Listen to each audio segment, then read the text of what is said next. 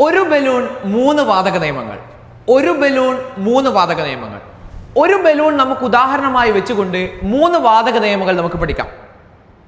ഞാനൊരു ബലൂൺ ഊതി വീർപ്പിക്കുകയാണ്. I am inflating a balloon. അപ്പോൾ എന്ത് സംഭവിക്കും? ആ ബലൂൺ വലുതാകും. അപ്പോൾ ബലൂൺ ഊതി വീർപ്പിക്കുകയാണെങ്കിൽ അല്ലെങ്കിൽ ഇൻഫ്ലേറ്റ് ചെയ്യുകയാണെങ്കിൽ ഏത് നിയമമാണത്? അത് അവഗാഡ്രോസ് നിയമമാണ്. ഒരു ബലൂൺ ഊതി വീർപ്പിക്കുന്നത് ഏത് നിയമമാണ്? അവഗാഡ്രോ നിയമം. ആ ബലൂണിനെ കാറ്റഴിച്ചു വിട്ടാലോ? അതും അവഗാഡ്രോ നിയമം തന്നെയാണ്. തന്മാത്രകളുടെ എണ്ണം കൂടുമ്പോൾ വ്യാപ്തം കൂടുന്നു. When number of molecule increases, volume also increases. ഇനി ഞാൻ ഊതി വീർപ്പിച്ച ബലൂൺ വെയിലത്ത് കൊണ്ടുപോയി കുറച്ച് സമയം വെക്കുന്നു.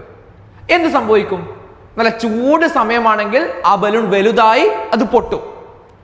When we keep one balloon in the sunlight, what will happen? It will burst. എന്തുകൊണ്ടാണ്? അത് ചാൾസ് നിയമപ്രകാരം ടെമ്പറേച്ചർ കൂടുമ്പോൾ വോളിയം കൂടുന്നു, താപനില കൂടുമ്പോൾ വ്യാപ്തം കൂടുന്നു. വ്യാപ്തം കൂടിക്കഴിഞ്ഞാൽ എന്ത് പറ്റും? ഒടുവിൽ ബലൂൺ പൊട്ടിപ്പോകും. അപ്പോൾ ഊതി വീർപ്പിച്ച ബലൂൺ വെയിലത്ത് വെക്കുന്നത് ഏത് നിയമം? ചാൾസ് നിയമം. ഇനി ഊതി വീർപ്പിച്ച ബലൂൺ ഞാനൊരു വെള്ളത്തിലേക്ക് മുക്കുകയാണ്. ഒരു ബക്കറ്റ് നിറയെ വെള്ളം എടുത്തിട്ടുണ്ട്, അതിലേക്ക് ഞാൻ മുക്കുകയാണ്.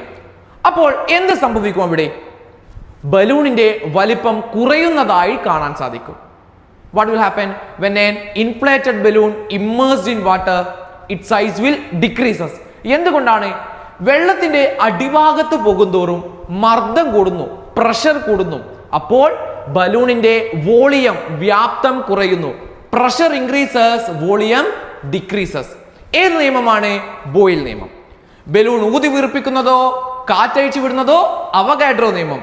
ഊതി വീർപ്പിച്ച ബലൂൺ വെയിലത്ത് വെക്കുന്നത് ചാൾസ് നിയമം. ഇനി ഊതി വീർപ്പിച്ച ബലൂൺ വെള്ളത്തിൽ മുക്കുന്നത് ബോയിൽ നിയമം. ഒരു ബലൂൺ മൂന്ന് വാതക നിയമങ്ങൾ.